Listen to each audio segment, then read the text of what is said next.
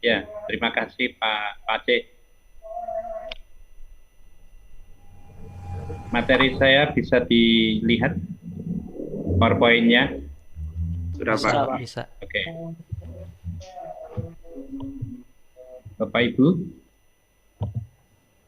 judul pertemuan kita hari ini, teori pendidikan dalam konteks multikultural pada pendidikan agama Kristen.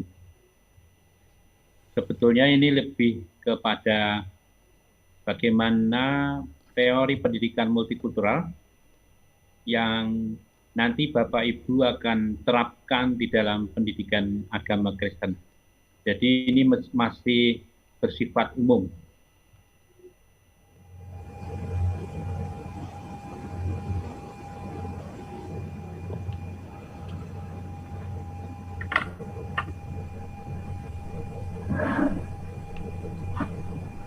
Kita akan mempelajari beberapa hal. Yang pertama, definisi. Yang kedua, tujuan pendidikan multikultural.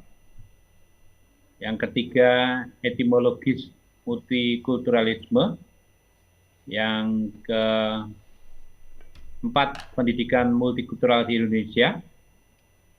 Faktor apa saja yang menjadi penyebab terjadinya multikultural, prinsip pendekatan yang digunakan, 5 alasan mengapa pendidikan multikultural, pendidikan moral dan pendidikan multikultural, hubungan antara pendidikan multikultural dan pendidikan moral, nilai-nilai apa saja yang mesti diterapkan di dalam multikulturalisme.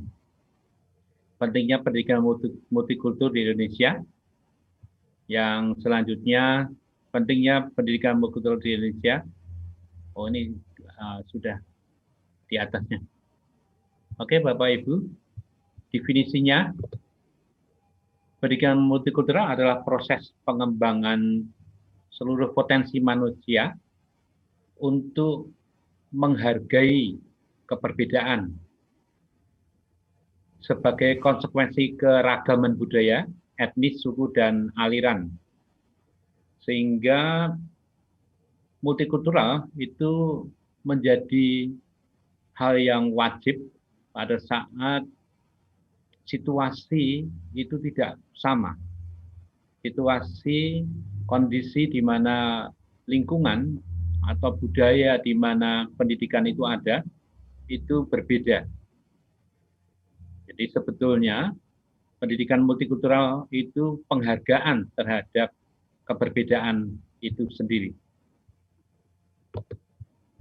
Tujuan dari multikultural, tujuan utama dari pendidikan ini adalah menanamkan sikap simpatik. Jadi, hidup kita itu tidak sendiri, hidup dalam dimensi sosial, bahwa orang lain itu sesungguhnya adalah diri kita dalam bentuk yang berbeda. Sehingga sikap yang ditanamkan adalah simpatik, respect, apresiasi, dan empati. Dalam konteks agama yang berbeda, dalam konteks budaya yang berbeda. Tujuannya untuk perubahan sosial. Jalan mencapai tujuan tersebut menggabungkan antara perubahan diri sendiri, perubahan sekolah, dan pendidikan yang diterima, dan perubahan di dalam masyarakat. Sehingga arah dari tujuan pendidikan multikultural itu perubahan demi perubahan yang diawali dari diri sendiri dalam konteks sekolah, selanjutnya mengkontribusi di lingkungan. Dalam hal ini adalah pendidikan agama Kristen.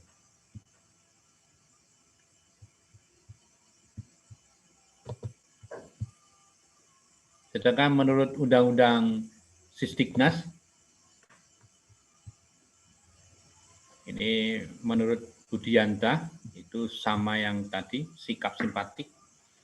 Multikultural bertujuan untuk memfasilitasi pengalaman belajar dalam peserta didik mencapai potensi maksimal sebagai seorang pelajar, sebagai seorang pribadi yang aktif dan memiliki kepekaan sosial, baik itu tingkat lokal, tingkat nasional, dan global. Kenapa ini dibutuhkan? Karena pribadi-pribadi anak didik kita, mau tidak mau, siap tidak siap, dia akan berada di dalam dimensi global. Sehingga kita memberikan pemahaman kepada anak didik untuk persiapan-persiapan ke depan, bahwa kontribusi yang diberikan kepada anak-anak itu kontribusi yang sifatnya itu nasional dan global, sekalipun tidak meninggalkan yang kelokalan.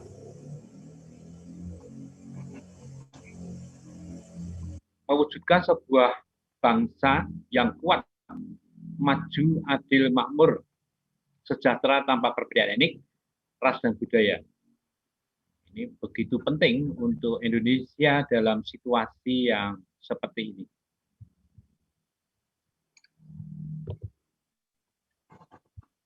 Faktor yang menjadi penyebab terjadinya multikultural di Indonesia minimal ada 3, yaitu faktor geografi, pengaruh budaya, dan kondisi iklim yang berbeda di setiap pulau yang ada di Indonesia.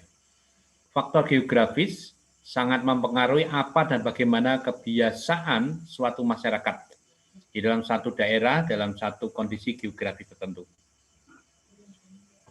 Yang kedua, pengaruh budaya. Dalam hal ini budaya yang berbeda dari setiap wilayah geografis yang ada di Indonesia, maupun pengaruh budaya yang multinasional yang berbeda dengan budaya yang di Indonesia. Itu artinya budaya-budaya asing yang masuk ke Indonesia. Jadi budaya asing di sini bisa disebut sebagai budaya yang masih berada di lingkungan Indonesia maupun yang berbeda di luar Indonesia. Kondisi iklim yang berbeda. Maksudnya itu supaya kita memahami keberadaan kita yang berbeda wilayah, berbeda geografis itu membedakan kita dengan kondisi iklim dari setiap geografi yang ada. Misal saja, orang Indonesia Timur dengan orang Indonesia Barat. Kondisi, situasi geografis dan iklim itu sangat bisa membedakan pengaruh yang dialami dari setiap individu yang hidup di faktor geografi yang berbeda. Prinsip pendekatan di dalam multikultural yang dikemukakan oleh Tilahar antara lain sebagai berikut. Pendidikan multikultural didasari pada pedagogi kesetaraan manusia atau equity pedagogi. Yang kedua, pendidikan multikultural ditujukan kepada terwujudnya manusia Indonesia cerdas, mengembangkan pribadi Indonesia yang menguasai ilmu pengetahuan dan dengan sebaik-baiknya. Yang ketiga, prinsip globalisasi tidak perlu ditakuti oleh bangsa ini terhadap perubahan nilai-nilai yang buruk yang berhadapan dengan kebudayaan Indonesia. Yang keempat, pengajaran yang diberikan kepada mereka, kepada murid, berbeda secara kultural, dilakukan dengan penitikberatan agar di kalangan mereka terjadi perubahan kultural. Artinya bahwa setiap individu yang ada di setiap kultural tertentu, kita tidak bisa mencerabut kultural mereka dan semena-mena menggunakan kultural pendekatan yang berbeda kepada mereka. Kita harus menggunakan pendekatan kultural yang mereka miliki. Yang kelima, memperlihatkan pentingnya hubungan manusia dengan mengarahkan untuk siswa itu didorong memiliki perasaan positif, mengembangkan konsep diri, mengembangkan toleransi, dan mau menerima orang lain. Jadi di dalam pendekatan multikultural, mengembangkan toleransi, menerima orang lain, dan menggunakan konteks budaya itu menjadi penting. Penekanannya di dalam pembelajaran lebih ke sosial dan humanis. Pendidikan multikultural dilakukan sebagai upaya mendorong persamaan struktur sosial, pluralisme kultural dengan pemerataan kekuasaan antar kelompok. Jadi tidak ada dimensi antar yang senior dan junior, merasa tertekan antar struktur, itu tidak ada. Jadi di dalam pendekatan ini kita sama-sama belajar, sama-sama menghargai. Setiap orang memiliki potensi dan karakteristik di dalam kebudayaan yang mereka hidupi. Pendidikan kultural sekaligus sebagai upaya rekonstruksi sosial agar persamaan struktural dan pluralisme kultural dengan tujuan penyiapan setiap warga negara aktif mengusahakan persamaan struktur sosial. Jadi di dalam struktur dia tidak ada antar senior dan junior, antar merasa antar yang atas dan bawah itu tertekan, merasa tertekan seperti yang dikritik oleh Paulo Freire kemarin. Jadi itu tidak ada di dalam pendekatan multikultural.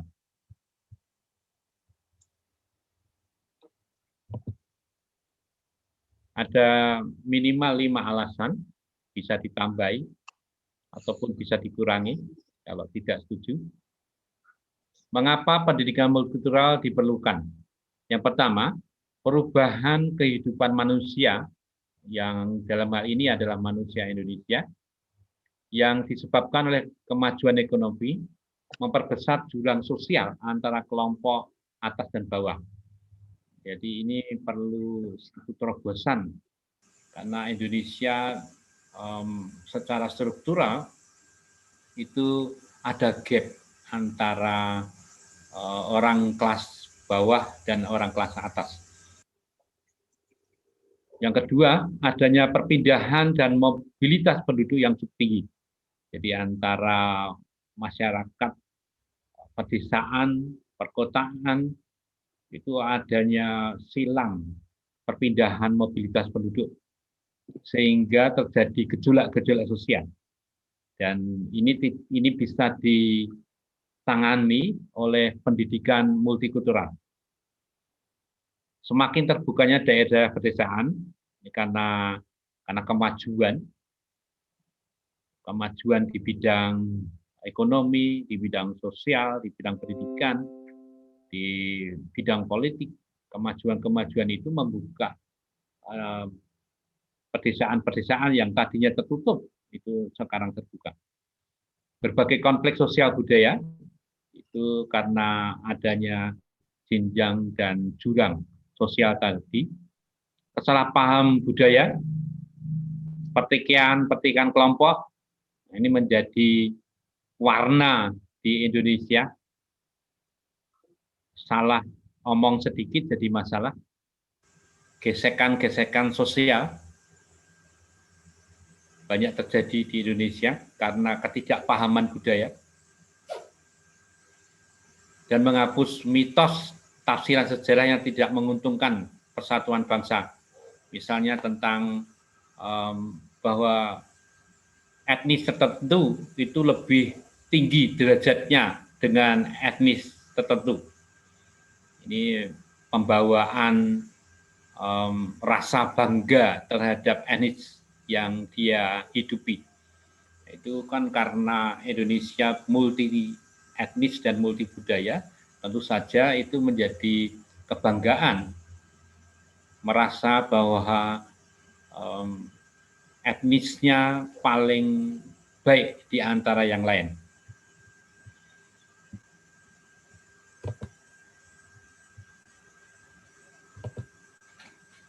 Pendidikan moral yang perlu ditanamkan di dalam multikulturalisme, yaitu perilaku moral seseorang.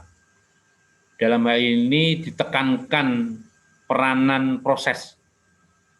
Untuk itu pengaruh lingkungan di dalam proses belajar sangat berpengaruh.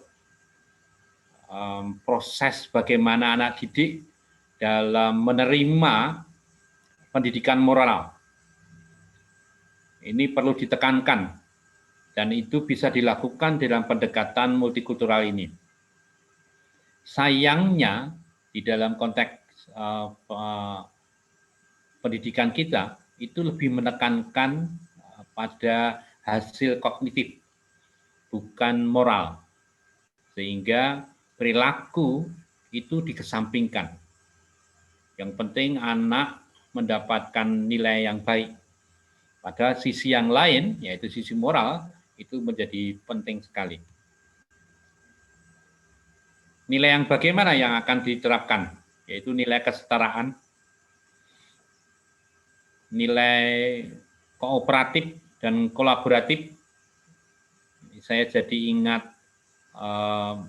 masukan Pak Wisnu, bagaimana anak didik itu diberi nilai kesetaraan, tidak ada perbedaan.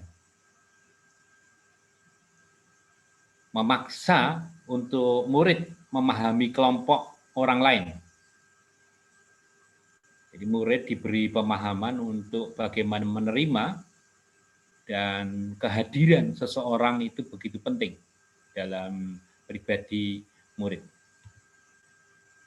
Selanjutnya, nilai humanisme itu ditekankan juga supaya setiap individu itu sadar terhadap kehadiran orang lain. Setelah sadar terhadap kehadiran orang lain, dia perlu memberikan prinsip-prinsip kemanusiaan kepada orang lain. Sehingga memang di dalam pendidikan multikulturalisme itu lebih kepada proses. Proses dalam anak-anak belajar, bagaimana anak-anak dibawa dalam mengalami sentuhan humanisme. Tidak merasa mampu mengerjakan sendiri, melibatkan orang lain, dalam hal ini teman sejawat, dalam hal ini teman sebagai individu yang memberi masukan, sehingga terjadi penyadaran di dalam kemerdekaan untuk menghargai orang lain.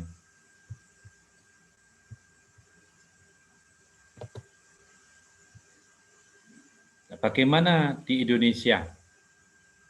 Apakah Indonesia yang multikultural ini sangat multi? Itu perlu Bapak, Ibu, dan saya selalu melihat konflik di dalam konteks sosial, dan itu masuk ke dalam dunia pendidikan kita dan memberikan memori pembelajaran kepada anak-anak, sehingga mereka meniru kondisi sosial yang penuh dengan konflik itu. Sehingga kita sebagai seorang guru, sebagai seorang pengajar, sebagai seorang hamba Tuhan yang masuk di dalam pelayanan pendidikan, kita perlu melakukan pendidikan multikultur. Tujuannya untuk apa?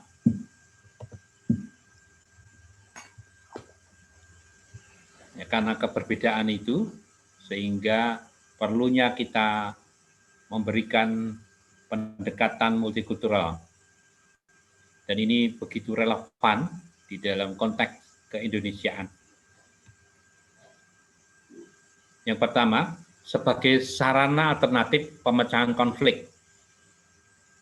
Karena di Indonesia struktur sosial yang sangat fluktuatif, struktur sosial yang sangat dinamis itu, perlu adanya pemecahan konflik sosial budaya dan multikultural, pendekatan multikultural menjadi solusi di dalam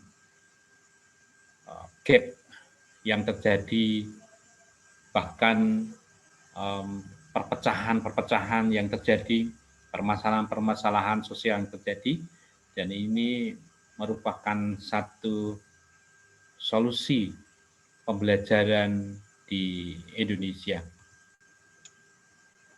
Nah, selanjutnya yang kedua, agar peserta didik tidak meninggalkan akar budaya. Kenapa? Karena akar budaya yang dimiliki oleh peserta didik itu merupakan realitas sosial budaya yang dimiliki oleh peserta didik, dan di dalam sosial budaya yang dimiliki oleh peserta didik itu terdapat nilai-nilai yang dipahami oleh anak didik dan dihidupi oleh anak didik. Sehingga ketika anak didik memiliki nilai-nilai yang ada di dalam budayanya, siswa atau anak didik kita secara otomatis dia tidak akan melupakan asal budayanya, bahkan semakin mencintai akar budaya yang dia miliki.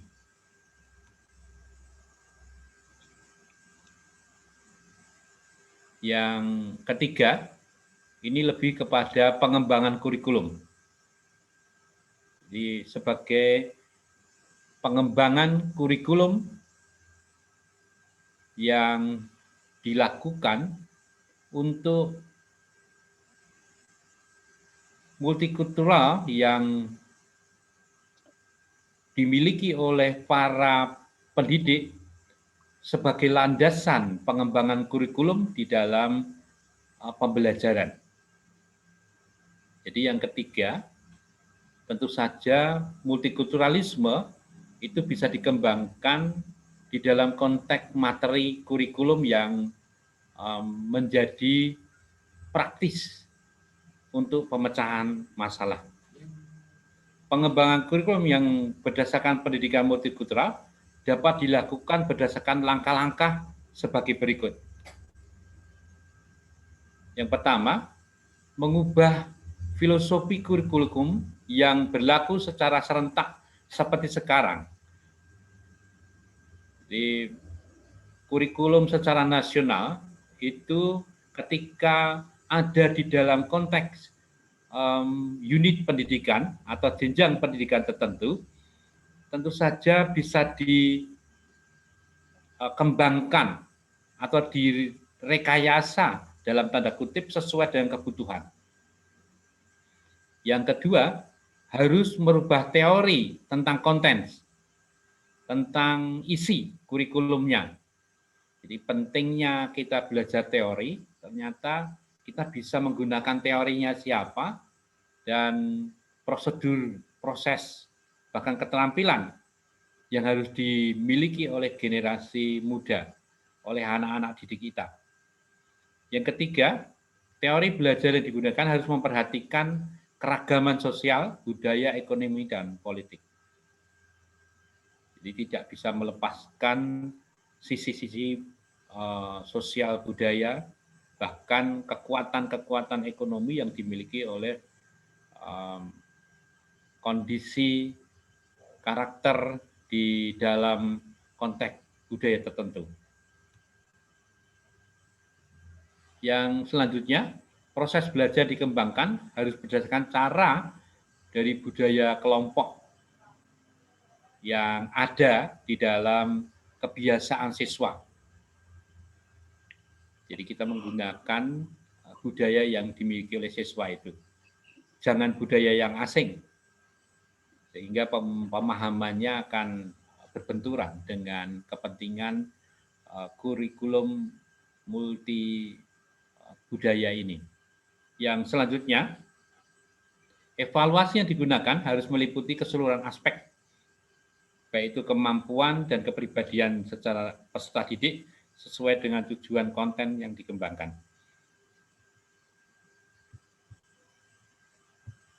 Karakteristik pendidikan dan tantangan pendidikan multikultural di Indonesia. Tantangannya itu ada di dalam keberbedaan beragama, keberbedaan suku, bangsa, dan tradisi. Selanjutnya, tantangannya juga ada dalam kepercayaan, yang tidak kalah penting itu juga toleransi.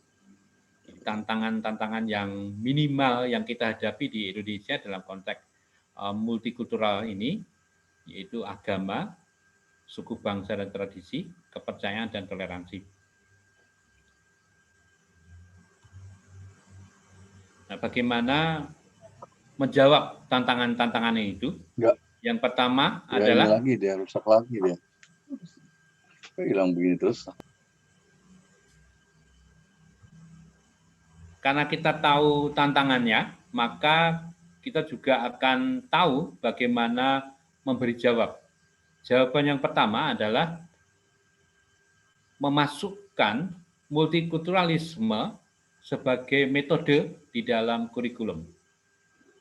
Jadi memperkenalkan kepada siswa bahwa di lingkungannya itu berbeda sosial, berbeda etnis, berbeda ras dan kepercayaan di dalam setiap jenjang pendidikan.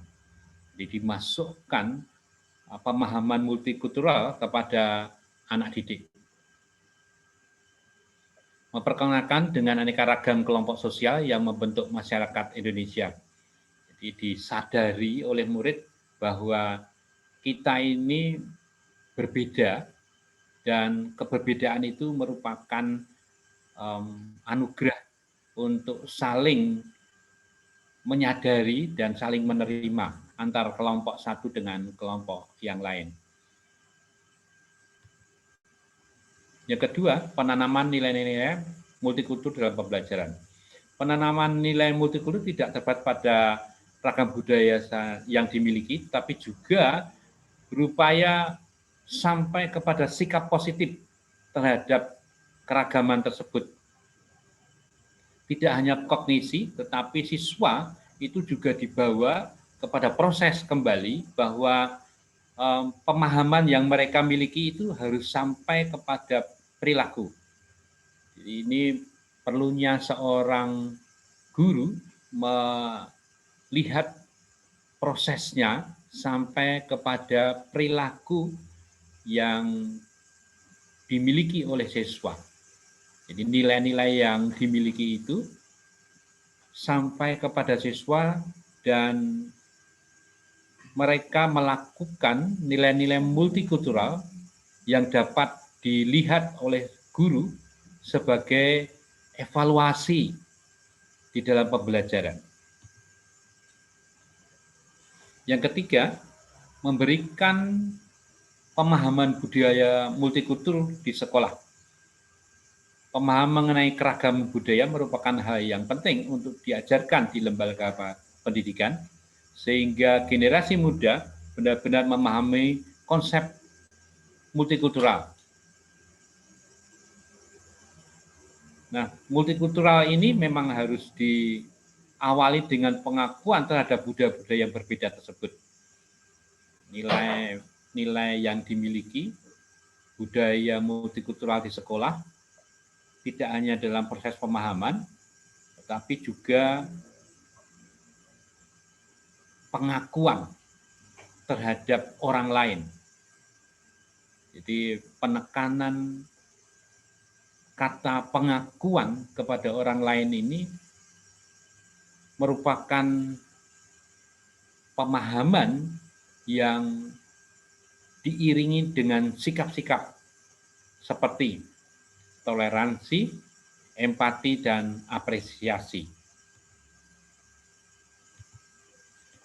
Oke, Bapak Ibu, itu sedikit pemahaman tentang multikultural di Indonesia, pentingnya multikultural di Indonesia, dan pemecahan-pemecahan masalah di dalam proses pembelajaran multikultural. Bapak Ibu bisa terapkan ini di dalam pendidikan agama Kristen yang ada di hadapan Bapak Ibu sebagai panggilan seorang pengajar. Untuk awal dari multikulturalisme di dalam pendidikan, saya kira cukup. Silahkan Bapak Ibu untuk menanggapi. Saya kembalikan ke Pak Pace.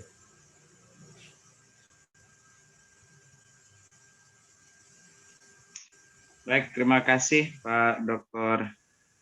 Yulianto untuk penyampaian materinya malam hari ini berkaitan dengan teori pendidikan dalam menjawab tantangan multikulturalisme yang secara khusus dalam bidang pendidikan. Bapak Ibu, ada pertanyaan atau ada sharing yang bisa disampaikan? Dipersilakan. Iya, selamat malam Pak Nugroho dan semuanya. Selamat malam. Saya melihat seperti gini, bahwa tujuan untuk bisa tercapainya kesetaraan multikultural itu sesuatu yang sangat sulit, seperti yang dikatakan tadi tentang tantangan-tantangan itu, apalagi di tengah bangsa kita yang begitu majemuk. Mungkin bangsa kita yang begitu majemuk dibandingkan dengan bangsa yang lain. Dan dalam hal ini, kesetaraan kultural yang diharapkan terjadi, tanpa disadari terjadi seleksi di mana kultur yang lemah dengan sendirinya akan terkalahkan oleh kultur yang kuat. Ini menjadi pergumulan di bangsa kita. Salah satu contoh tentang budaya Papua yang memang tergeser, bagaimana akar budaya itu harus banyak yang ditinggalkan untuk menuju kepada kesetaraan multikultural. Hal ini juga bisa menjadi gap, kesenjangan di antara kita di Papua dan suku yang lain, dan dapat mengakibatkan rasa yang berbeda. Itu yang saya lihat.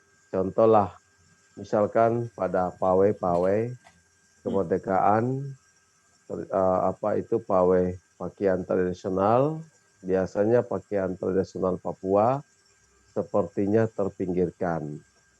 Dan memang itu menjadi satu ujian yang berat bagi kami khususnya di Papua, bagaimana menunjukkan atau bertahan supaya akar budaya tidak ditinggalkan. Di situ sangat berat. Dan contohlah seperti saya mengajar, saya melayani dan terpanggil juga pada pendidikan bagi anak-anak suku terasing.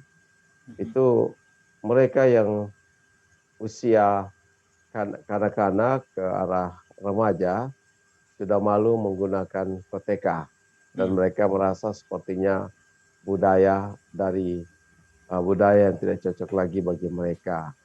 Sedangkan dibandingkan dengan Lembah Baliem dan tempat yang lain, budaya itu masih sangat dipertahankan. Jadi saya merasakan bahwa ini pergumulan yang memang berat, apatah lagi dengan kurikulum yang terus berubah, di mana kesenjangan yang begitu jauh, tingkat pemikiran dari Jawa harus di Papua dipaksakan untuk mengikuti tingkat pemikiran dari Jawa.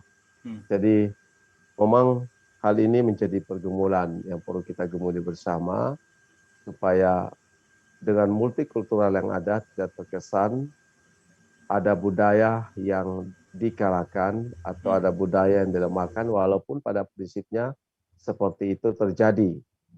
Dan memang yang kita lihat bersama-sama, Pak. Jadi saya melihat bagaimana solusi terhadap kesenjangan yang ada itu 3 poin yang tadi sudah disampaikan. Saya merasa itu belum cukup juga dan menjadi pergumulan, sehingga bagi kita semua mari gemuli bersama-sama, siapa tahu ada yang bisa menyampaikan poin-poin yang merupakan hikmat Tuhan yang bisa menolong terkhusus bagi Papua supaya kesetaraan kultural yang diharapkan itu tidak membuat akar budaya di sini ditinggalkan. Terima kasih. Oke, terima kasih Pak John. Luar biasa. Pengalaman di Papua tentu saja berbeda ya. Ada perasaan tereliminasi, ada perasaan terpinggirkan dari saudara-saudara kita di Papua. Dalam manajemen pendidikan secara nasional, ide tentang pelaksanaan pendidikan itu sudah begitu baik, tetapi fakta karena kita berbeda geografisnya itu bisa dipahami berbeda, sehingga saudara-saudara kita di Papua itu merasa ada perasaan yang merasa dipinggirkan. Mari bisa kita bahas dengan konsep multikultural ini, apakah bisa menjadi jawaban seperti yang sudah saya utarakan tadi, bahwa sebetulnya multikultural sebagai pendekatan, apakah bisa untuk menjawab saudara-saudara kita yang merasa dibedakan. Mari, silahkan Bapak Ibu. Boleh ini Pak, boleh ya? Belum rembuk Pak. Ya, silakan Pak. Karena saya begini Pak, saya merasa bahwa perubahan budaya juga terjadi Pak di tengah-tengah masyarakat etnis dan suku, mana interaksi dengan masyarakat sekelilingnya dengan dunia, apalagi begitu luar biasanya perkembangan IT membuat ada upaya tersendiri daripada suku dan etnis untuk penyesuaian, Pak. Satu contoh tadi berbicara tentang PTK, Pak. Saya kira sekarang ini ketinggalan, Pak. Di Wamena pun sebetulnya OTK-nya dipakai di orang-orang gunung, Pak, yang masih di atas-atas ya. Yang di kota ya sudah mulai relatif tidak ada. Bahkan ketika hanya ada pada waktu festival. Di Los Agustus itu festival suku-suku, festival Jaya-Wijaya itu turun semua. Dan seringkali sudah berpakaian pun nanti untuk kepentingan turis mereka bisa buka baju lagi pakai pakaian itu untuk foto-foto begitu, Pak. Nah, sedangkan di pemerintah di bawah ini kan orang gunung ya, Pak ya, yang di bawah. Mereka pemerintah sendiri dan tokoh-tokoh adat membicarakan perubahan-perubahan yang harus mereka lakukan gitu. Saya melihat waktu ada festival Sentani, Danau Sentani, itu terjadi pada waktu itu entah berapa tahun yang lalu perubahan. Cara berpakaiannya masih pakai gaya begitu, tapi sebetulnya pakaiannya dilapis gitu, Pak. Udah pakai bahan yang scratch, karena mereka sendiri sepakat bahwa yang kita jual adalah budaya, bukan ketelanjangan begitu. Jadi bagaimana kita menyikapi pola berpakaian yang memang berubah seiring zaman, sama seperti mungkin dulu di Jawa ya, Pak ya, orang tidak pakai kebaya yang pundaknya terbuka, kemudian keben gitu ya, Pak ya, atau di Bali yang tadinya terbuka. Saya masih mengalami pada waktu zaman saya di Bali ya terbuka gitu, belakangan kemudian mereka kalau yang kita datang orang asing lari mereka. Atau pada waktu di Bali dulu saya masih tinggal pada waktu itu tidak ada kamar mandi, Pak. Kita semua masih mandi di sungai gitu, yang pria di atas yang wanita di bawah. Tapi setelah satu persatu mulai mempunyai kamar mandi, sekarang nggak pernah ada lagi. Tapi apakah itu yang dianggap kehilangan budaya atau suatu transformasi perubahan-perubahan yang mereka serap dari budaya atau kemajuan teknologi in terms of hygienic ya Pak ya, lebih hygiene atau juga lebih dalam tanda kutip ya dianggap lebih berbudaya gitu loh Pak. Yeah. Jadi yang saya lihat multikultural apakah harus tetap dipertahankan hal-hal yang memang harus mulai bergeser, berubah begitu Pak. Rumah-rumah misalnya di Honei itu sangat rentan dengan penyakit kulit dan paru-paru. Yeah. Kesulitan bernapas Pak, kesulitan bernapas, dan sama di Sumba juga demikian, karena udara dingin mereka tutup rapat-rapat, di dalamnya mereka pasang api untuk masak dan tiap hari menghisap udara begitu. Jadi sering kali penyakitnya seperti itu, begitu. Yeah. Bagaimana tuh Pak dengan konteks tadi yang Bapak katakan di geografis juga budaya dan lain, di mana banyak temuan-temuan yang baru yang kayaknya pelan-pelan harus diajarkan, diterapkan untuk suatu perubahan, gitu Pak. Yeah. Apakah bukan menghilangkan satu nilai budaya, tetapi barangkali konteksnya bukan itu barangkali ya Pak ya. Itu yang jadi pertanyaan dan juga pemikiran. Ya, saya Pak. Terima kasih Pak. Oke, terima kasih Pak Wisnu. Ada dua konsep yang berbeda dari Pak John dan dari Pak Wisnu.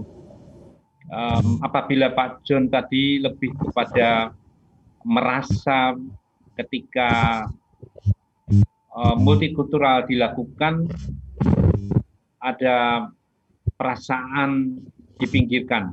Sedangkan Pak Wisnu melihat bahwa ada perubahan konsep di dalam kebudayaan dan itu mempengaruhi budaya yang mereka miliki. Jadi ini ada dua permasalahan yang berbeda. Pada prinsipnya ketika kita belajar dalam memahami budaya, tentu saja tidak bisa budaya itu selamanya menjadi milik dari individu yang menggunakan budaya. Karena di dalam setiap kebudayaan ada istilah bertumbuh, berkembang, mati, dan berganti. Jadi itu prinsip dari kebudayaan, itu seperti siklus kehidupan manusia. Kenapa? Karena manusialah yang mempertahankan budaya. Nah, dari sudut yang mana kita sebetulnya mau melihat kebudayaan itu sendiri? Apakah kebudayaan mampu menghadapi tantangan yang ada, atau kebudayaan berbaur dengan tantangan yang ada, atau menghasilkan kebudayaan baru? Nah, di sudut itulah sebetulnya yang ditanyakan Pak Wisnu. Tetapi kalau yang dialami Pak John itu lebih kepada apakah multikultural bisa dilakukan di sisi teman-teman saudara-saudara kita di Papua. Justru sebetulnya multikultural bisa menjadi jawaban di dalam konteks saudara-saudara kita di Papua. Kenapa? Karena multikultural itu merupakan pengembangan sikap saling menghargai, pengembangan sikap simpatik, respek, dan apresiasi kepada orang lain. Justru itu seharusnya tidak boleh terjadi ketika teman-teman, saudara-saudara kita yang ada di Papua merasa terpinggirkan. Nah, bagaimana caranya kita menggunakan pendekatan ini untuk memberi jawab permasalahan di tengah-tengah pendidikan saudara-saudara kita di Papua.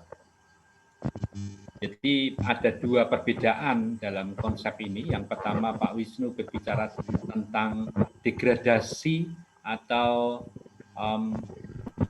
perubahan-perubahan budaya yang sekarang ini masuk ke dalam lingkungan etnis tertentu dan menggeser konsep yang sudah dimiliki. Dan itu bagi sirkulasi atau bagi circle kebudayaan itu sebetulnya dikembalikan lagi kepada masyarakat yang memiliki budaya itu. Apakah mau bisa berkembang atau justru menjadi satu yang disebut sebagai akulturasi budaya, atau tetap memiliki budaya yang asli sekalipun ada yang baru. Ini yang disebut sebagai local genius, bahwa masyarakat itu memiliki atau budaya itu memiliki kemampuan lokal yang tidak hilang, tetapi juga menerima yang baru, atau saling melebur dan berganti budaya. Saya mengambil contoh budaya pembangunan candi di Jawa Tengah. Kalau Bapak Ibu melihat candi di Jawa Tengah, itu struktur candi yang di bawah itu punden berunda. Punden berunda ini dimiliki oleh masyarakat sebelum Hindu-Buddha masuk. Nah, ini tidak hilang. Jadi struktur awalnya tidak hilang. Sekalipun di atasnya itu dibangun, dipengaruhi oleh budaya berbeda. Ini yang disebut sebagai local genius. Jadi masyarakat kita itu sebetulnya memiliki kemampuan-kemampuan untuk menerima tetapi tidak menghilangkan. Nah, siapa yang mampu menerima ini? Tentu saja masyarakat yang memiliki budaya. Mau hilang atau mau tetap bertahan. Seperti bahasa. Nenek moyang kita memiliki bahasa, bahasa yang dimiliki oleh ibu kita. Sekarang juga sudah hilang. Tetapi ada yang masih bertahan. Apakah ini juga merupakan sesuatu yang buruk?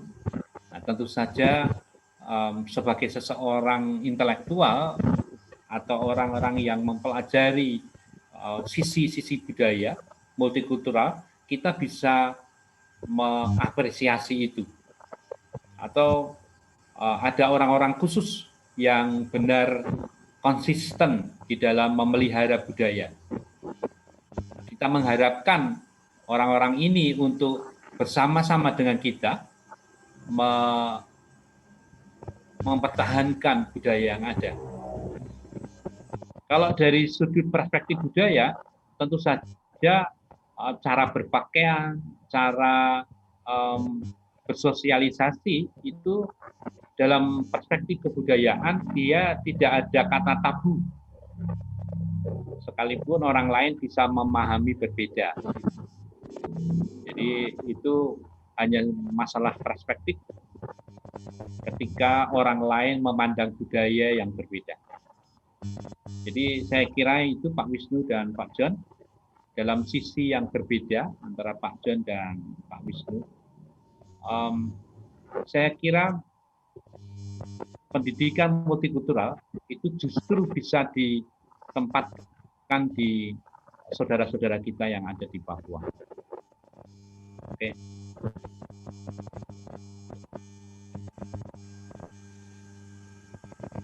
Ya, bahkan kan Pak sedang rame-ramenya di Indonesia ini kan mulai masalah seragam yang harus pakai di daerah tertentu, malah harus pakai kudung atau hijab, iya, iya. Ini yang jadi masalah dan ramai dibicarakan gitu.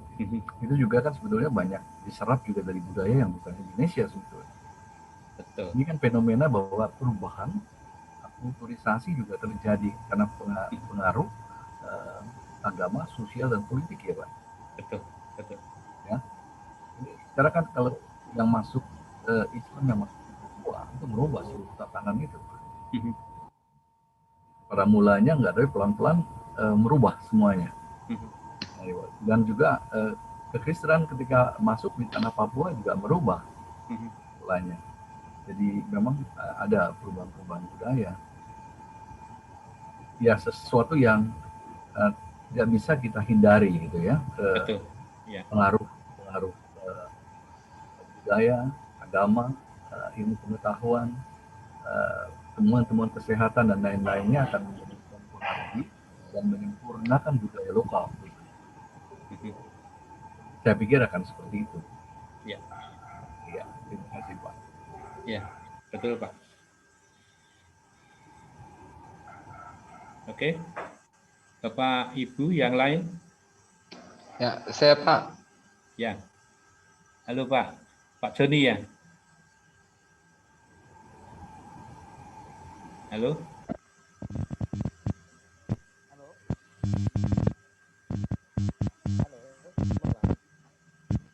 Mungkin dalam konsep pendidikan. Halo Pak Joni. Pak Terputus-putus Pak. Joni, suaranya robotik Pak Joni. Pak Joni, mungkin diperbaiki videonya atau ini suaranya robotik Pak Joni.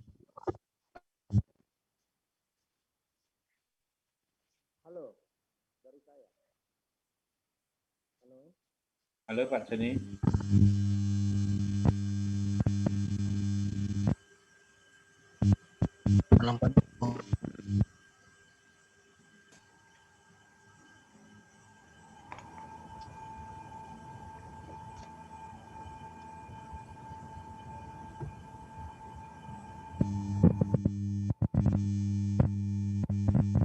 Halo.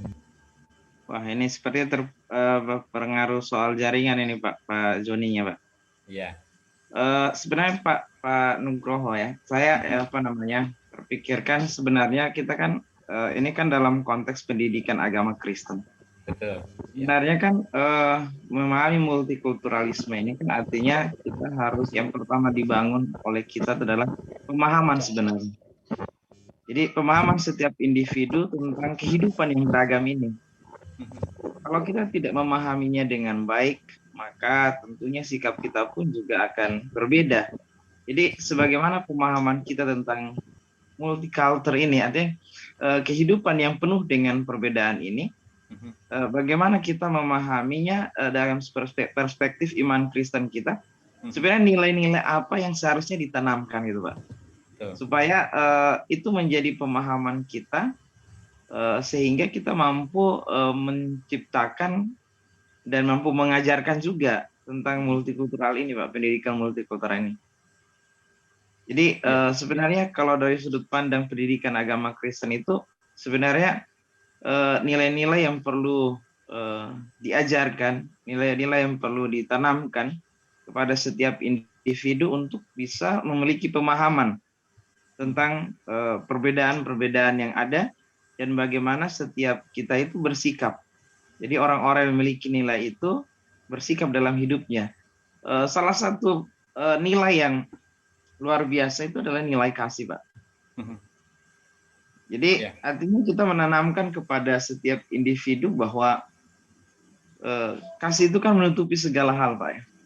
Ya. Jadi artinya ketika kita memiliki kasih, maka kita akan memandang orang lain sebagaimana kita memandang diri kita sendiri.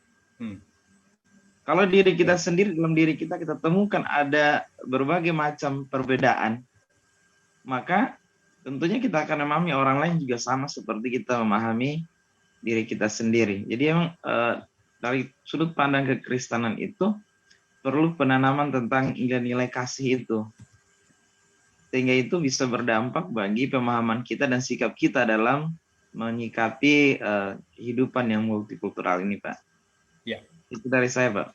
Ya, memang kajian kita seharusnya berada di dalam konteks pendidikan agama Kristen, seperti judul dari pertemuan kita hari ini. Bapak Ibu yang berada di dalam lingkungan panggilan pendidikan Kristen, tentu saja memiliki potensi untuk memberikan masukan. Salah satu yang Pak Pace lakukan, karakter kasih. Ini menjadi solusi tentu saja di dalam hiruk pikuk keberadaan kita yang masih proses di dalam memahami keberbedaan. Kalau Bapak Ibu baca di sini, memberikan kesadaran. Jadi itu satu prinsip di mana seorang pendidik harus memiliki tingkat kesadaran dulu. Bagaimana dia bisa memberikan pengetahuan kepada anak didik atau memberikan perubahan secara sikap. Kalau pendidiknya juga tidak memiliki sebuah kesadaran di dalam pengetahuan tentang multikultural. Jadi dia harus punya pemahaman dulu tentang multikultural. Selanjutnya, karena kita pendidik Kristen, maka kita akan memberikan kontribusi kasih kepada mereka. Jadi memang itu bisa dilakukan Pak Pace dan memberi kontribusi tentu saja. Nah, model karakter kasih ini bisa digabungkan dengan model multikultural dan dilakukan di dalam pembelajaran pendidikan agama Kristen atau di tempat lain. Kesadaran ini penting, Pak. Jadi kita harus memiliki sebuah kesadaran, dan kesadaran itu akan memberi jawab kepada kondisi yang seperti yang dialami oleh saudara-saudara kita yang di Papua tadi merasa terpinggirkan misalnya. Itu. Pak, kalau bagi mereka yang memang di sekolah Kristen, itu mengekspresikan itu dalam istilah-istilah kekristenan dan nilai-nilai yang begitu umum di dalam kepercayaan kita, agama kita, itu mungkin tidak terlalu sulit. Tapi ketika kita diperhadapkan dalam konteks nasional, gitu ya, kami 30 tahun lebih sekolah nasional, sekolah swasta yang terbuka bagi semuanya, dan itu merupakan pilihan saya baru 30 tahun yang lalu. Walaupun teman-teman bilang kenapa nggak bikin sekolah Kristen, saya bilang kenapa enggak, saya harus bikin sekolah nasional.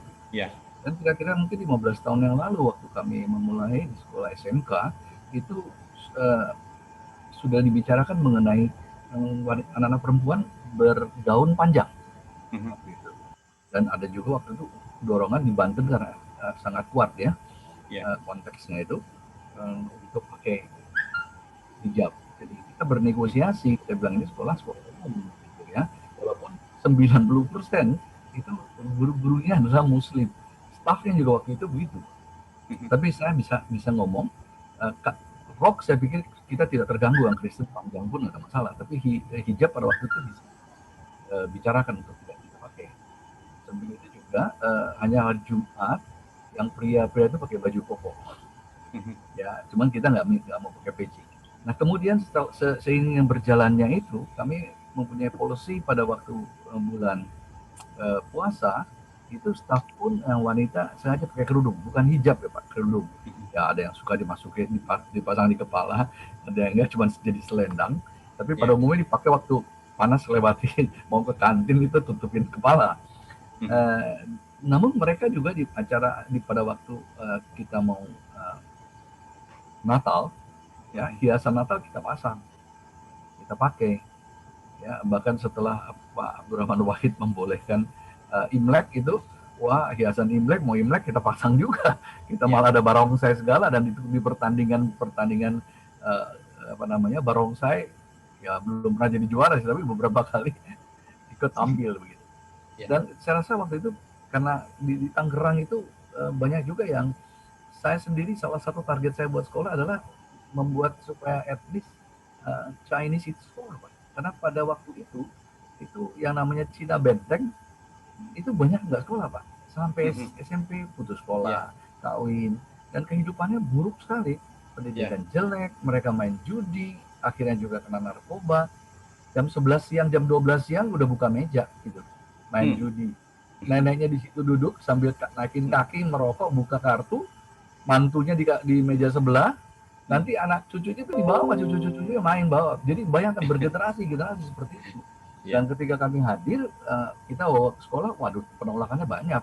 Tapi sekarang mereka yang setelah itu, mereka sendiri yang minta tolong supaya bisa sekolah, dapat kemudahan dan lain sebagainya. Jadi pendekatan budaya ke mereka juga perlu sekali kami pikirkan gitu. Ya kadang-kadang kita diperhadapkan pada keadaan-keadaan di mana ya mau tidak mau kita mesti melakukan penyesuaian, toleransi, saling menerima dari Pak Aceh bilang bagaimana kita bisa diterima kalau kita sendiri tidak mau terima orang lain. Itu luar biasa. Tapi saya merasakan sebetulnya kalau buat kita yang sekolah yang swasta non Kristen itu tidak mudah, tekanan untuk begini begitu juga banyak. Saya banyak ngomong sama guru-guru segala macam. Saya bilang kamu harus berpikiran yang berubah. Saya orang Kristen, saya pendeta, saya bangun sekolah untuk sekolah nasional dan 90% guru-gurunya adalah Muslim. Dan saya tidak melihat itu sebagai satu hal yang mengganggu. Kenapa? Saya bilang karena kita harus bisa menerima. Jadi kalau kamu bisa saya terima, kalian juga harus bisa terima kita. Ya, saya terus bicara gitu. Dan saya tekankan nilai. Yang paling penting nilai kita ketulusan, empati, kejujuran, kepedulian, saling mengasihi, kesetiaan. Itu yang saya tanamkan terus gitu. Konsistensi kita, tanggung jawab gitu kepada masa depan anak-anak. Jangan lupa loh, mereka belum tentu semua itu akan masuk di wilayah yang sama, saya bilang. Mohon maaf saya bilang. Apakah kamu pasti bahwa bos mereka nanti juga Muslim? Bos-bos yang sekarang industri itu banyak Kristen loh, saya bilang. Kalau kamu nggak kenal budayanya gimana? Saya bilang. Ya, itu saya sendiri di hubungan industri, Pak, berbenturan banyak yang bilang, Pak Wisnu bisa nggak cari yang Kristen? Saya marahin, jangan begitu dong. Nggak begitu saya bilang. Jadi memang tidak mudah. Kira-kira begitu pengalaman saya, Pak. Terima kasih. Jadi gini Pak Nugroho. Halo. Ya, saya dari Nabire. Ya, jadi saya sepakat dengan apa yang dikatakan oleh Pak Wisnu ya, cara berpikir untuk kesetaraan multikultural itu. Tapi dari sisi lain pada kenyataannya kesenjangan itu terjadi. Mungkin tujuan dari kesetaraan itu pasti bagus tujuannya. Adanya kehidupan yang berkeadilan, sebangsa dan setanah air, tetapi dalam penerapan itu ternyata biasanya jauh berbeda. Mungkin di situ adalah para tutornya yang bersangkutan. Contohlah seperti ketika itu masih banyak daerah yang masih berketika, bukan di Lembah Beliem yang dijadikan sebagai pariwisata itu saja, bukan. Di banyak tempat memang benar-benar masih berketika, dan sekarang ada kelompok yang bangkit dengan semangat ketekanya, menunjukkan identitas mereka sebagai orang Papua yang tidak bisa terganggu, tidak bisa diganggu gugat. Ini kenyataan. Dan juga contoh waktu kami ikut pertemuan di sosial tentang peningkatan HIV/AIDS, si pembicara mengatakan seperti gini, survei membuktikan bahwa orang yang tidak bersunat itu survei membuktikan bahwa karena tidak bersunat itu peningkatan HIV/AIDS-nya itu sangat tinggi. Mereka katakan seperti di Papua, karena banyak orang yang tidak bersunat sehingga tingkat HIV-nya sangat tinggi. Lalu saya bertanya kepada pembicaranya itu, kalau di Jawa sana Pak, yang lebih banyak kena HIV/AIDS itu Islam atau Kristen Pak yang bersunat itu? Jadi saya pikir kesenjangan itu memang ada, dan tadi seperti dikatakan oleh Pak Janu kalau nggak salah, Pak Aceh, karena di sini jaringan sempat terganggu tentang kasih itu memang betul menjadi kunci, dan itu sangat tepat untuk bisa dilakukan sehingga kesenjangan itu tidak sangat terasa karena isu M di Papua ini semua itu bersangkut paut juga dengan multikultural itu, Pak. Ya, multikultural itu sangat nyata. Saya di akar rumput setiap saat 20-an tahun bersama dengan mereka di akar rumput dan saya sangat merasakan seperti itu. Jadi yang menjadi pergumulan baik kita supaya para pendidik bisa memahami konteks budaya setempat yang sudah Bapak katakan, sehingga memang kesetaraan yang kita harapkan itu bisa terjadi, tetapi jangan sampai seperti teori yang dikeluarkan oleh Pak Sapa itu yang tentang pendidikan bagi yang menderita, itu jangan sampai masih diterapkan di Papua. Dan itu menjadi sebuah kesenjangan yang sangat terasa juga. Jadi acap kali kita berhadapan kenyataan seperti itu, sehingga kesetaraan itu dilihat secara negatif bahwa itu sebagai pemusnahan terhadap kultur tertentu dan memang homo homini lupus tanpa disadari itu bisa terjadi. Yang kuat memangsa yang lemah, budaya yang kuat mengalahkan yang lemah, akhirnya budaya yang lemah harus mengalah, harus ditaklukkan untuk mengikuti budaya yang kuat. Dan bagi saya tidak ada yang lebih berbudaya, tidak ada yang lebih berbudaya, semuanya sama. Orang yang berketika bukan tidak lebih berbudaya daripada orang berpakaian rapi, karena di barat sana, di Bali sana orang bisa datang telanjang-telanjang di pantai-pantai. Itu bukan karena mereka selalu berbudaya. Jadi saya pikir seperti itu pemahaman saya, Pak. Makasih. Oke. Pak John,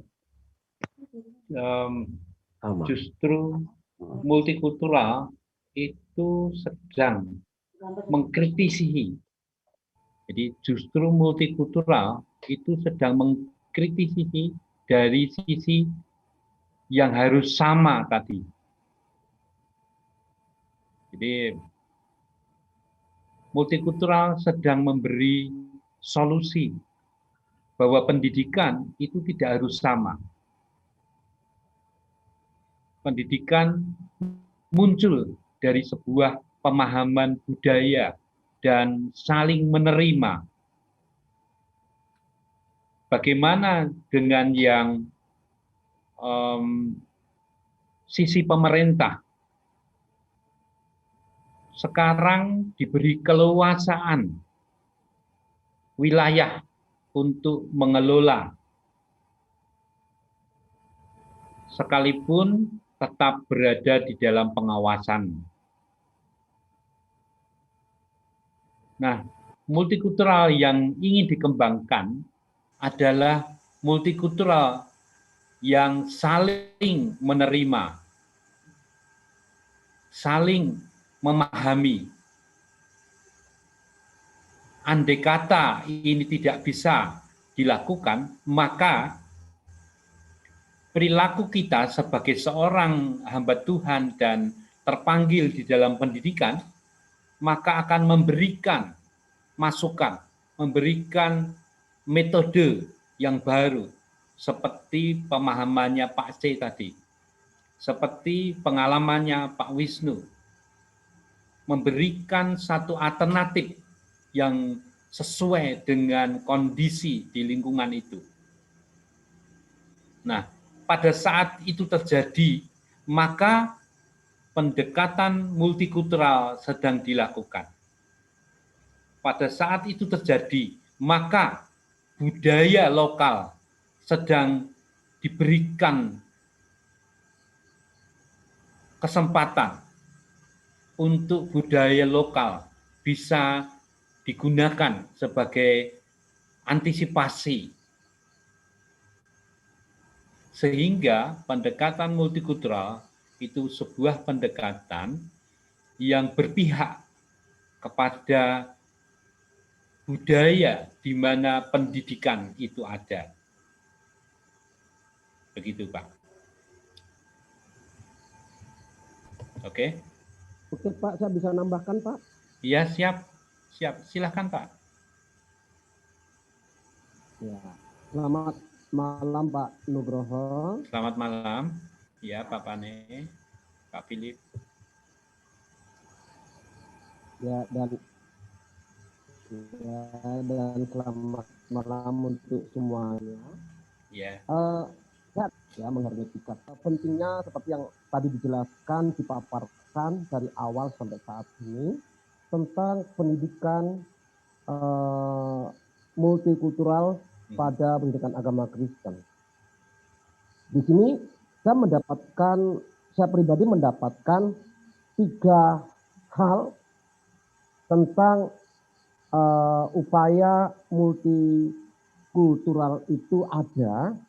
Yang pertama bahwa kita akan melihat dulu kita sebagai bangsa Indonesia bahwa adapun pentingnya pendidikan multikultural di Indonesia itu adalah sebagai sarana alternatif dalam sebuah konflik peserta didik agar diharapkan tidak meninggalkan akar budayanya. Dan pendidikan multikultural tersebut harus dan sangat-sangat relevan bila digunakan di zaman demokrasi yang ada seperti sekarang ini.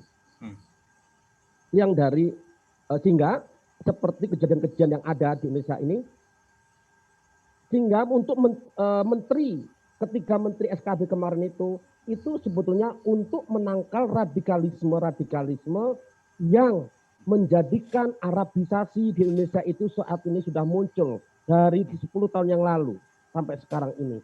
Sehingga SK 3 menteri yang saat ini sudah ditandatangani, yaitu Menteri Agama, Menteri Dalam Negeri, dan Menteri Pendidikan Nasional itu yang diprakarasai oleh Tito Karnavian, Nadiem Makarim, dan Menteri Agama Yoghurt yang baru itu, agar ini benar-benar untuk menjaga akar budaya Indonesia itu tidak hilang. Karena selama ini sudah mulai pelan-pelan itu akan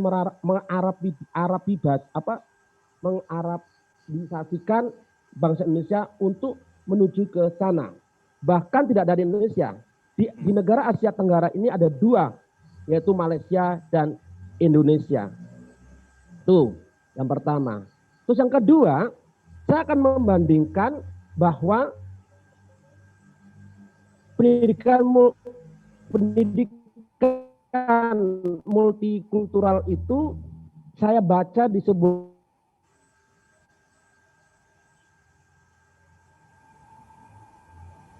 Halo Pak, putus Pak.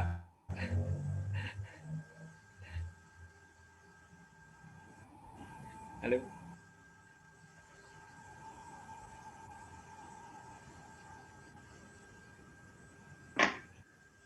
Sepertinya terputus jaringannya, Pak.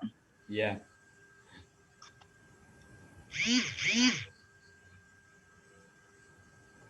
Halo. Putus jaringan. Putus jaringan. Ya. Oke, Bapak Ibu, untuk mengakhiri perkuliahan kita, saya akan memberikan satu trik di dalam Bapak Ibu menemukan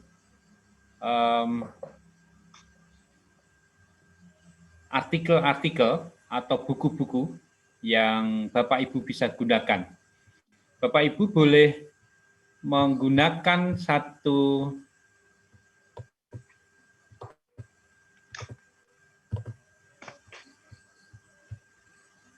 yang bernama Mendeley. Bapak Ibu bisa lihat di layar saya. Maaf Pak, mati Pak tadi Pak. Oke. Sinyal. Oke Pak. Sinyal Pak. Sinyal Pak. Halo. Iya. Halo Pak. Iya. Silakan Pak, lanjutkan dulu. Iya. Nah, kemudian saya bandingkan Pak dengan sebuah artikel yang saya baca menurut James Abeng, seorang tokoh pendidikan multikultural dari Amerika Serikat. Ya. Beliau seorang pendidik, seorang tokoh yang menjelaskan bahwa melalui ide beliau tersebut, semua murid, semua anak didik itu harus dilihat dari latar belakang, jenis kelamin, etnis, kemudian ras, budaya, kelas sosial, agama, atau perkecualiannya harus mendapatkan sebuah pendidikan yang seimbang, sederajat, dan tidak boleh dipisah-pisahkan di daerah, tidak boleh dipisah-pisahkan satu dan yang lain. Nah, kalau dibandingkan dengan Pancasila, bahwa itu sila kelima, keadilan sosial bagi seluruh rakyat Indonesia. Bahwa negara Indonesia ini, khususnya kita sebagai bangsa Indonesia, rakyat Indonesia, khususnya kita sebagai kepercayaan Nasrani, kita juga ternyata mendapatkan, sehingga budaya atau etika Kristen yang saat ini kita tetap tanamkan, itu kita juga nggak lepas dari budaya-budaya yang ada di Indonesia. Karena kita walaupun kita mendapatkan ide-ide tersebut dari tokoh-tokoh dari luar negeri. Kemudian ada 5 hal Pak yang saya dapatkan di dalam saya membaca dari James Bank ini Pak. Yang pertama, bahwa pendidikan multikultural tersebut mengintegrasikan berbagai budaya dan kelompok untuk mengilustrasikan konsep mendasar, generalisasi, dan teori dalam mata pelajaran secara umum, secara ilmu, sehingga kita harus melakukan sebuah disiplin ilmu. Kedua, kita harus mengintegrasi berbagai budaya, kita harus membawa siswa untuk dapat memahami implikasi budaya tersebut ke dalam sebuah mata pelajaran. Kalau kita ini sebagai pendidik yang ada. Kemudian yang ketiga, menurut saya belajar untuk memahami adalah bagaimana kita menyelesaikan metode-metode pengajaran dengan cara kurikulum yang ada tersebut sesuai dengan bagaimana siswa itu untuk belajar dalam rangka memfasilitasi prestasi anak didik kita sesuai dengan akademik anak didik kita sebagai siswa yang beragam, baik dari segi ras, budaya, ataupun sosial. Itu yang ketiga. Terus yang keempat, Pak, kita sebagai pendidik itu harus belajar mengidentifikasi karakteristik ras siswa yang ada yang kita hadapi untuk dapat menentukan metode pengajaran mereka untuk kemudian hari kita dapat melatih kelompok-kelompok untuk beradaptasi dalam kegiatan olahraga, seni, keterampilan-keterampilan, hal-hal yang lain, sehingga tidak lari dari spiritual yang ada. Karena nanti di sini nanti akan disesuaikan dengan asesmen atau penilaian, yaitu penilaian secara spiritual, pengetahuan, dan keterampilan yang ada, Pak. Yang kelima, yang terakhir itu, yang saya pahami adalah kita sebagai pendidik itu bahasa Inggrisnya and empowering school culture and social culture. Membangun mosaik budaya komunitas yang toleran dan inklusif yang memungkinkan peserta didik yang berasal dari kelompok-kelompok tersebut sesuai dengan suku, gender, budaya yang berada untuk dapat mengalami kesederajatan pendidikan dan status yang sama. Sehingga tradisi budaya tersebut, kurikulum dan lingkungan itu tidak akan kita pisahkan. Itu dari menurut James Bank. Kemudian Pak, kalau untuk pendidikan agama secara kita sebagai Nasrani, kita di sini dituntut untuk bagaimana menjelaskan tentang kerajaan Allah itu yang Tuhan Yesus itu nyatakan bahwa musuh aja Pak kita harus mengasihi, musuh saja kita harus mengasihi. Sehingga dengan seperti yang diutarakan oleh Pak Pasir tadi itu memang itu menjadikan dasar fondasi kita sebagai pendidik yang mempunyai kepercayaan Nasrani, dan kita juga tidak akan menghilangkan karakter-karakter, attitude Nasrani dalam mendidik peserta didik tersebut, Pak, yaitu menggunakan kasih yang ada, Pak. Karena mereka tersebut itu adalah malaikat-malaikat kecil yang harus kita bina, karena kita ini sebagai malaikat-malaikat besar untuk dapat membina anak didik tersebut seperti di Ibrani 13 ayat 2, Pak. Oke, ya. Oke, Pak, itu saja dari saya, Pak, untuk dapat memahaminya. Terima kasih Pak Philip, mantap. Jadi ternyata multikultural, pendekatan multikultural itu sangat cocok di Indonesia yang berbeda geografinya, dan mempersilahkan Bapak Ibu mengembangkan sesuai dengan kondisi multikultural yang ada, tetapi tidak bertentangan dengan konsep secara nasional. Bapak Ibu yang saya hormati, pertemuan kita sudah cukup sesuai dengan jadwal yang ada, tetapi untuk membekali Bapak Ibu, saya memberikan satu masukan Bapak Ibu ketika nanti akan mengumpulkan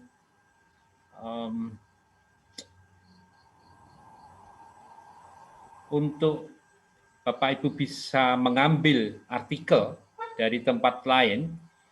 Pemerintah secara nasional itu salah satu yang direkomendasikan adalah Mendeley. Bapak Ibu saya kira juga sudah tahu, ini merupakan software yang digunakan oleh Dikti untuk Bapak Ibu bisa mengambil materi-materi, buku, maupun artikel penelitian yang digunakan untuk daftar daftar buku atau daftar artikel. Jadi silakan Bapak Ibu mendownload Mendeley, dan Mendeley akan mencari buku-buku atau artikel yang dibutuhkan oleh Bapak Ibu.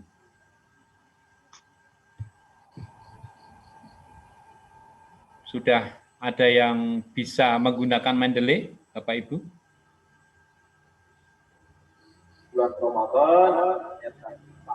Halo? Halo, belum Pak. Shalom.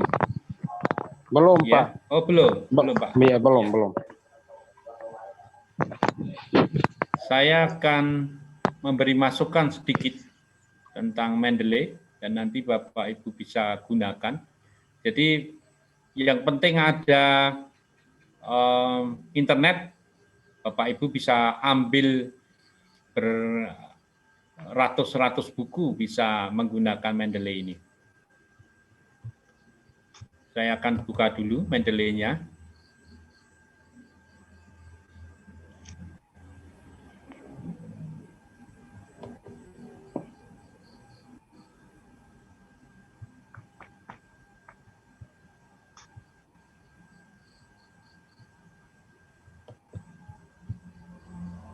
Mudah-mudahan bisa.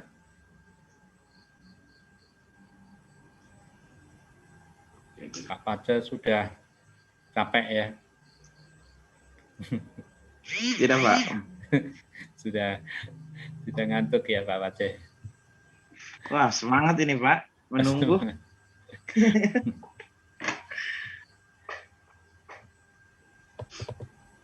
Masih semangat Pak Papua.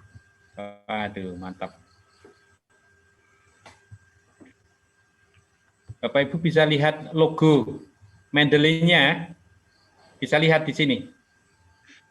Merah. Ojo ini. Ini saya buka kok susah.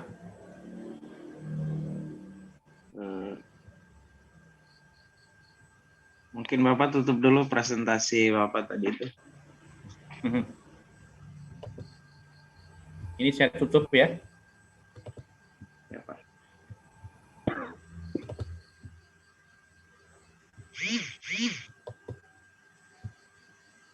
Ya, ini terlalu berat. Wah, hang.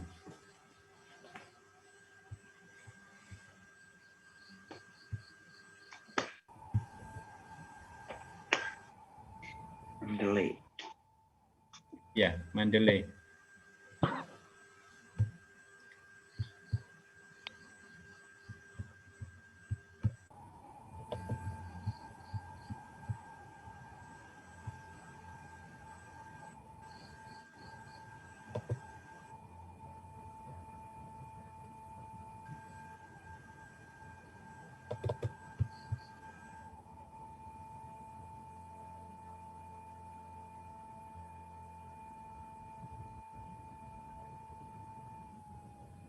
Nah, ini sudah mulai terbuka, Bapak Ibu.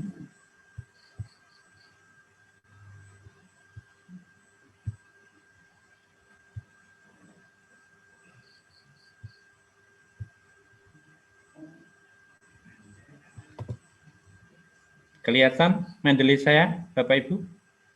Belum? Belum, Pak.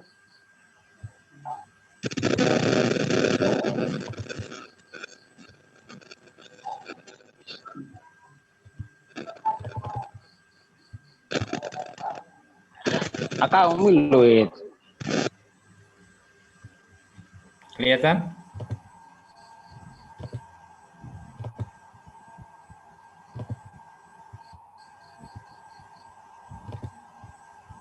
Belum kelihatan, Pak. Ya, bentar. Mudah-mudahan bisa terbaca.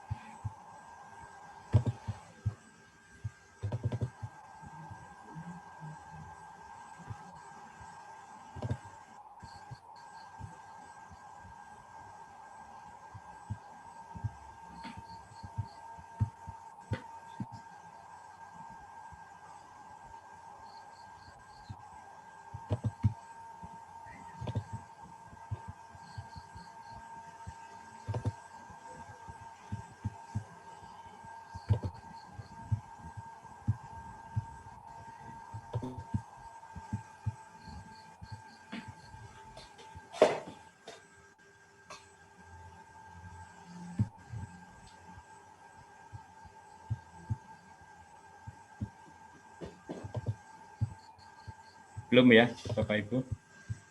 Belum.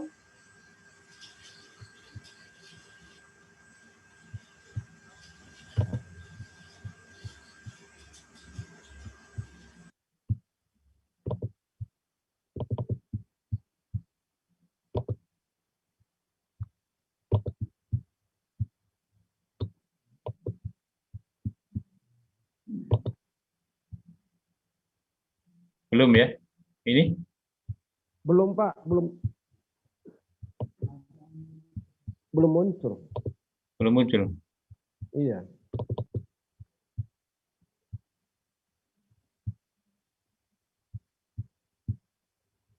Masih berat. Oke, Bapak Ibu. Saya kira Bapak Ibu nanti bisa mempelajari sendiri. Silahkan mendownload Mendeley.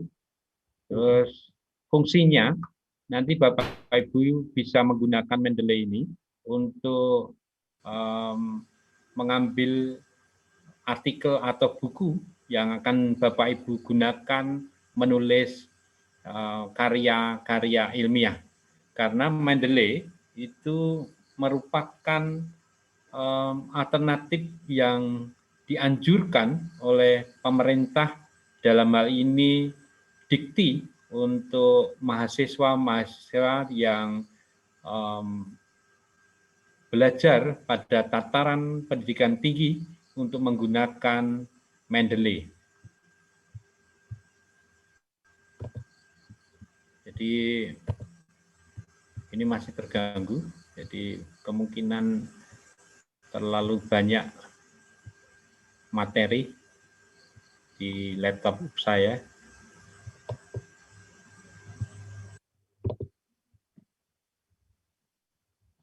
Oke, Bapak Ibu, perkuliahan kita akan ditutup sebelum dikembalikan ke Pak C.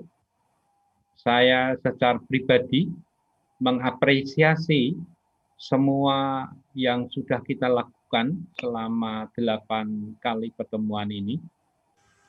Saya bersyukur Bapak Ibu berkomitmen untuk meluangkan waktu, bahkan tenaga pikiran untuk kita bisa berdiskusi.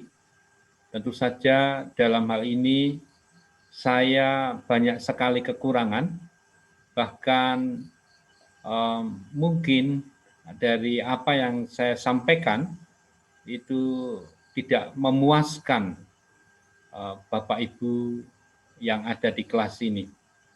Secara pribadi, saya minta maaf atas kelalaian saya. Tetapi apa yang kita sudah komitmenkan bersama, tentu saja menjadi satu kegembiraan untuk saya. Dalam hal ini saya mendapatkan saudara, teman yang baru di kelas kita ini. Apabila di kemudian hari kita bisa berkolaborasi, itu merupakan satu hal yang baik. Sekali lagi, jikalau ada hal yang tidak berkenan di hati Bapak Ibu, saya mohon dimaafkan. Terima kasih, saya kembalikan ke Pak Ketua kelas. Silakan Pak. Oke, puji Tuhan, terima kasih untuk Pak Dr. Yulianto Nugroho, teman-teman semua Pak.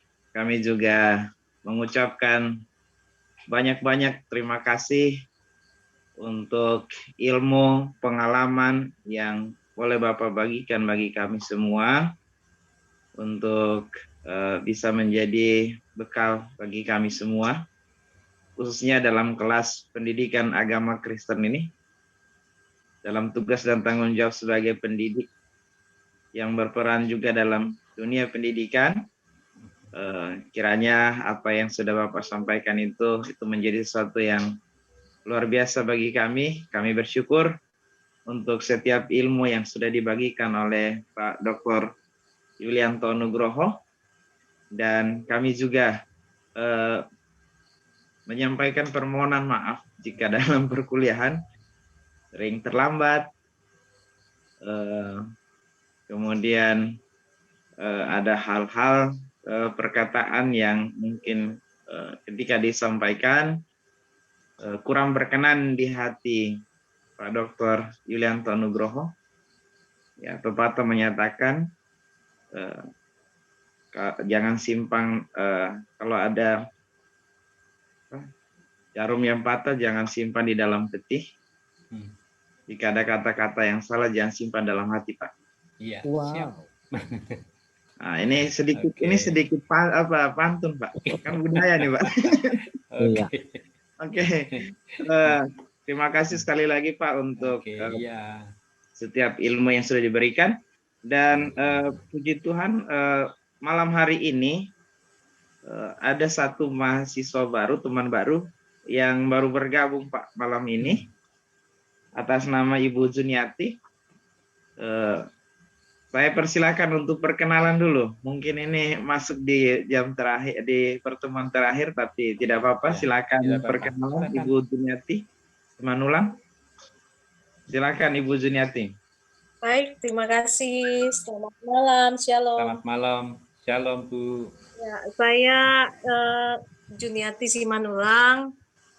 Kerja saya di kepala sekolah di SMA Negeri 1 Rindi Umalulu di sebuah kecamatan di Sumba Timur, NTT, Pak, Bapak Ibu. Jadi saya memang di kecamatan ini dengan multikultural juga, culture-nya berbeda. Sementara saya dari belahan barat ke timur, gitu. Jadi yang Bapak jelaskan tadi, saya menyimak perlu penerapan praktis untuk melakukan berbagai jaringan untuk menerobos perbedaan itu, Bapak. Gitu. Jadi perbedaan yang ada itu bukan menjadi halangan. Justru itu batu loncatan untuk melakukan terobosan bahwa Indonesia ini memang kita multi culture yang perlu kita sesuai karakteristiknya berbeda-beda, Pak. Jadi kalau selama saya jadi kepala sekolah di SMA ini ada pengembangan juga di sekolah lain, ada USB juga, ini sekolah baru, dan karena jumlah siswanya banyak, karakteristiknya juga berbeda, tantangannya juga kompleks, ya perlu daya juang, dan ya semuanya butuh kekuatan Tuhan untuk bisa terus melakukan yang terbaik dan profesional melakukan pekerjaan, gitu ya Bapak. Oke. Itu saja yang bisa saya sampaikan. Salam kenal. Salam kenal. Dari saya Juniati Pak Nugroho, Pak Dokter. Kami sangat senang atas ilmu yang diberikan. Semoga kami bisa terapkan dalam kehidupan yang praktis dan sederhana. Karena kami ada di desa dan letak geografisnya NTT itu sangat minim dengan hal-hal yang merupakan contohnya teknologi kemajuan yang sekarang itu 4.0 bahkan ke 5.0 itu kita tidak bisa terapkan di desa ini gitu Pak. Jadi kita harus bagaimana cara mindsetnya kita itu membangun sebuah dunia pendidikan khususnya untuk SMA ini menjadi generasi yang milenial yang takut akan Tuhan. Ya, mantap. Ya, puji Tuhan. Mantap. Mantap Bu Juniati. Terima kasih Ibu Juniati. Kami sampaikan selamat bergabung di dalam pendidikan agama Kristen. Mau lihat Ya, siap. Kiranya kita terus belajar bersama Bu di sini. Memang di kelas ini juga multikultur Bu. Dari segi usia, dari segi pengalaman, dari semua banyak Pak, Bu. Jadi di sini juga kita sama-sama belajar dalam kesederhanaan di kelas kita ini. Dan Bapak Ibu, teman-teman semua, ini merupakan pertemuan terakhir dan saya harapkan untuk Bapak Ibu yang belum menyelesaikan untuk tugasnya, supaya nanti akan saya serahkan kepada Dr. Yulianto berkaitan dengan penilaian. Jadi bagi kita kan memiliki ada 2 tugas ya Bapak Ibu ya. Yang pertama ada jurnal dan yang kedua ada pertanyaan berkaitan dengan paham filsafat empirisme, dan itu untuk filsafat empirisme itu kan langsung ke beliau. Sedangkan jurnal itu, artikel ilmiah itu ke saya waktu itu, jadi nanti akan diserahkan. Mohon untuk segera Bapak Ibu yang belum segera dikirimkan supaya bisa nanti saya serahkan. Dan untuk kelas ini jumlah kita itu setelah saya jumlahkan itu ada 17 orang Pak kita. Ya 17 orang. Jadi nanti saya akan serahkan nama-nama tersebut ke Bapak Dr. Yulianto sekalian dengan absensi. Jadi Bapak Ibu mohon untuk selalu mengisi absensi juga. Jadi biar itu bisa menjadi panduan bagi kita, menunjukkan bukti bahwa kita mengadakan perkuliahan. Karena ini online, jangan sampai tidak ada bukti. Jadi setelah itu semuanya tidak ada buktinya. Dan kita juga berterima kasih untuk Pak Yosi yang memfasilitasi kita. Ya, terima kasih Pak Yosi. Melalui Zoom ini. Artinya teman-teman saya, anggota-anggota saya ini memang luar biasa semua. Mantap. Saling membantu, saling menolong. Inilah kita berkolaborasi. Dan ada pertanyaan Pak Dr. Yulianto berkaitan dengan rencana atau keinginan Bapak untuk bagaimana kita kelas ini menciptakan sebuah karya. Melalui buku yang Bapak sudah kirimkan daftar isinya kemarin. Gimana kelanjutannya Pak? Nanti setelah Pak Pace, arahannya Pak. Ya, setelah Pak Pace memberikan saya daftar jumlah mahasiswa, maka akan saya sharing tema-tema apa saja yang mesti dikerjakan. Jadi sesuai dengan daftar isi itulah nanti Bapak Ibu akan mengerjakan tema yang mana. Nah, saya berpikir kalau itu bisa terjadi, maka bisa menolong nilai Bapak Ibu yang lain untuk bisa dikolaborasikan di dalam penulisan buku itu. Nah, karena jumlahnya nanti ada 17, maka saya pikir kalau itu bisa di breakdown menjadi 3 buku, maka Bapak Ibu akan berada di 3 buku itu. Bapak Ibu akan berbeda-beda subnya, maka akan berada di nama dan judul yang berbeda juga. Begitu Pak Pace. Nanti saya akan manajemenkan Bapak Ibu yang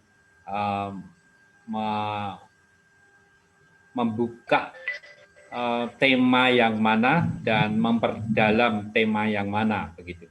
Setelah saya mendapatkan nama-nama dari Pak Aceh, begitu Pak. Baik, terima kasih Pak Dr. Yulianto. Ya. Dari Bapak Ibu teman-teman ada pertanyaan berkaitan dengan hal tersebut? Ada usulan atau seperti apa yang bisa menjadi masukan dalam mengerjakan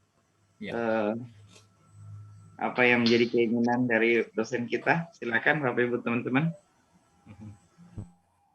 Deadline-nya Pak, deadline-nya kapan selesai? Nanti setelah ada nama-nama Pak Wisnu, setelah namanya saya dapatkan,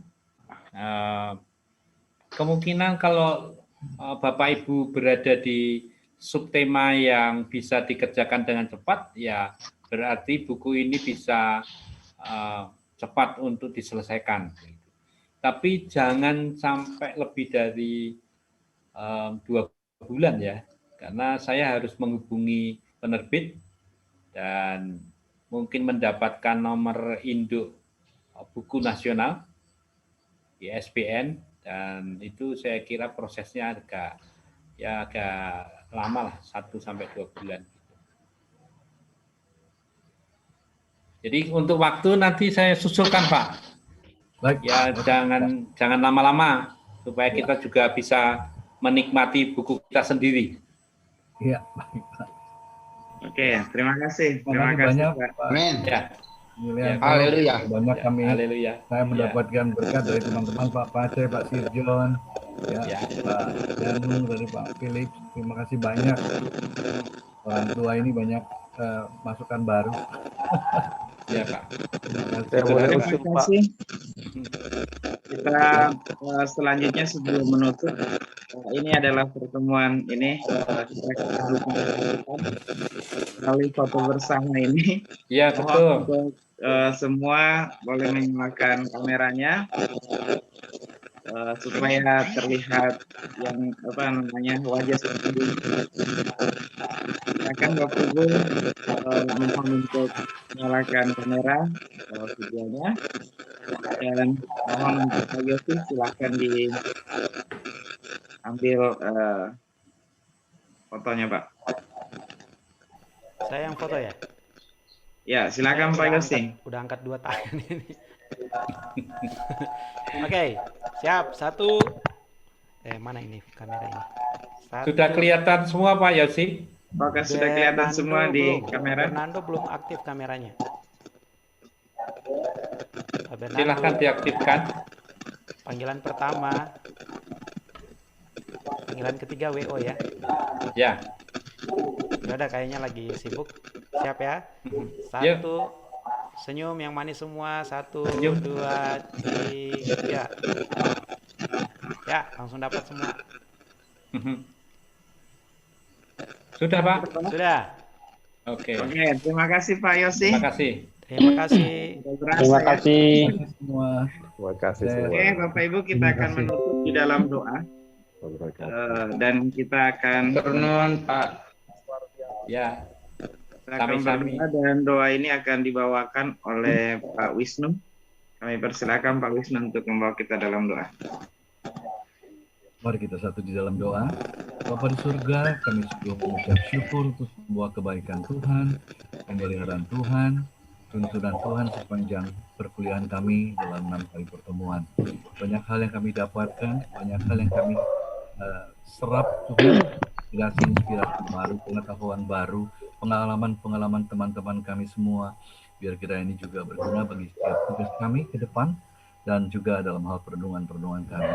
Hingga kami kelompok kecil ini Tuhan bisa berperan di tengah-tengah tugas-tugas kami, di tengah sekolah kami, di tengah bangsa kami sendiri Tuhan. Kami bersyukur untuk Pak Julian Nugroho yang menjadi dosen kami, narasumber kami. Kami merasakan diberkati sekali dengan segala pengalaman beliau, pengetahuan beliau, dan segala sesuatu yang beliau sudah bagikan, biar kiranya juga jadi benih yang subur tumbuh di dalam kehidupan kami pada tugas-tugas kami. Kelak kami boleh melakukan pelayanan menyenangkan hati Tuhan. Terima kasih Bapak. Kiranya juga Engkau terus mengikat tali persahabatan kami, persaudaraan kami di dalam Kristus, untuk tetap berhubungan melalui kontak-kontak kami sepanjang pendidikan kami yang terus berlanjut, juga hubungan kami dengan dosen kami, sehingga kami tetap bisa berkontribusi, berbagi satu dengan yang lainnya. Terima kasih Tuhan, sekalipun kami tinggal di tempat-tempat yang jauh di seluruh Indonesia, bahkan di luar negeri, kiranya Tuhan menyertai kami, menolong kami, sehingga rencana Tuhan yang sempurna itu terjadi dalam hidup kami. Dalam nama Tuhan Yesus Kristus, kami mengucap syukur, menaruh iman, pengharapan kami. Haleluya. Amin. Amin. Terima kasih Pak Pace. Terima kasih Pak. Terima kasih Pak Tuhan Nugroho. berkati. Terima kasih ya. Terima kasih. Sukses semua. Sukses semua. John, Pak Thank you ya, Pak Wisnu, John. Pak Pace. Ya. Terima kasih. Ya. Shalom semuanya. Ya. Yang absen belum ada ya Pak Ketua? Absen nanti saya share di grup. Nanti dikirim. Oke, terima kasih Pak Ketua, diberkati Tuhan. Amin. Ya, haleluya. Anggota-anggota juga diberkati. Amin. Selamat malam semuanya. Sampai bertemu lagi hari Kamis ya. Jadwal perkuliahan berikutnya akan sampaikan. Tuhan berkati. Dan berkati. Oke, Tuhan berkati. Makasih Pak. Ya. Oke, selamat malam. Selamat siang yang ada di Belanda. Selamat malam untuk semua yang ada di Indonesia. Selamat malam.